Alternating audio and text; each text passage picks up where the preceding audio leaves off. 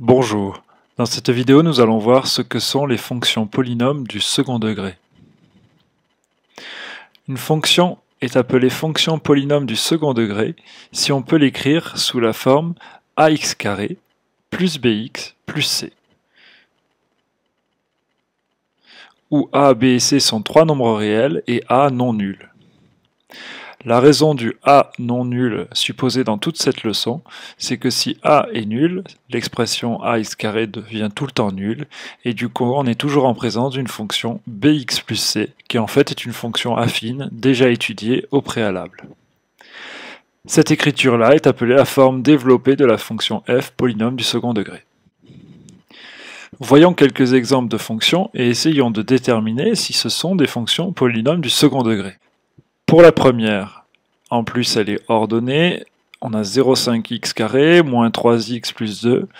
Est-elle sous cette forme-là, de façon à peu près évidente? Oui. C'est une fonction polynôme du second degré. Ici on a le coefficient du second degré qui s'appelle a dans la définition ci-dessus. Ici il vaut 0,5. Le coefficient b du premier degré, puisqu'en fait c'est x puissance 1 qu'il y a ici, c'est un nombre qui vaut, attention, pas 3 mais moins 3, c'est moins 3 fois x. Et enfin, la valeur du coefficient constant, qui s'appelle c, constant parce qu'il n'est jamais multiplié par x, ici vaut 2. Pour la deuxième, est-ce que la fonction g est sous la forme ax carré plus bx plus c? Si on réfléchit bien, c'est effectivement aussi le cas.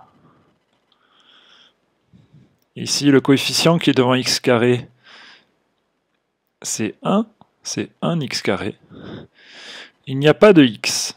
Alors, pour quelle raison n'y a-t-il pas de x? C'est parce que le coefficient b ici vaut 0. 0x s'annulant, il n'a pas été écrit ici. Le coefficient constant vaut moins 3. Concernant la suivante, moins x carré sur 3 plus 2x, est-ce que ça ressemble à ça? Eh bien oui. Il suffit de le mettre sous une forme sympathique.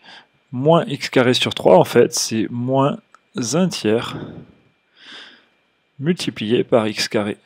Le x carré pouvant être écrit à côté de la fraction, et le 2x pouvant être recopié. Dès lors, c'est bien une fonction polynôme du second degré. Ici, a, le coefficient du second degré, vaut moins 1 tiers. B vaut 2, le coefficient du premier degré, et le coefficient constant C vaut 0, puisqu'il n'y a pas de terme constant ici après. La fonction suivante, c'est x carré moins 3x plus 1 sur x. Le début, ça ressemblerait bien à 1x carré, moins 3x, ça correspondrait bien au début d'une fonction polynôme du second degré, mais ce qui gêne ici, c'est le 1 sur x, et surtout le x qui est au dénominateur. Celle-ci n'est donc pas une fonction polynôme du second degré, notamment à cause du x au dénominateur, qui ne peut pas se simplifier en aucune façon. Voyons la fonction u, 2x³ moins 3x. Est-ce une fonction polynôme du second degré? Non, pour la simple et bonne raison qu'ici, le x n'est pas élevé à la puissance 2, mais à la puissance 3. Cette fonction u n'est donc pas un polynôme du second degré à cause du x au cube. C'est plutôt un polynôme du troisième degré. Évoquons enfin le cas de p de x. Cette fonction est sous une forme avec une identité remarquable a moins b au carré moins 2. Si on veut identifier les coefficients a, b et c pour cette fonction polynôme, si ça en est une, la seule façon de le faire, c'est de développer. On développe cette identité remarquable, cela donne a au carré, c'est-à-dire x au carré, moins 2ab, moins 2 fois x fois 3, ce que l'on pourrait éventuellement faire de tête, et plus b au carré, c'est-à-dire 3 au carré, ce qui fait 9, moins le 2 que l'on recopie ici. Cela donne x au carré, moins 6x, 9 moins 2 faisant 7.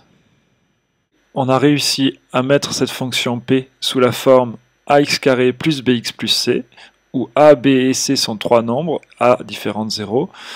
On a donc bien une fonction polynôme du second degré. Ici le a valant 1, le b moins 6 et le c 7. La fonction p est donc bien une fonction polynôme du second degré, même si elle était déguisée, c'est-à-dire écrite sous une autre forme.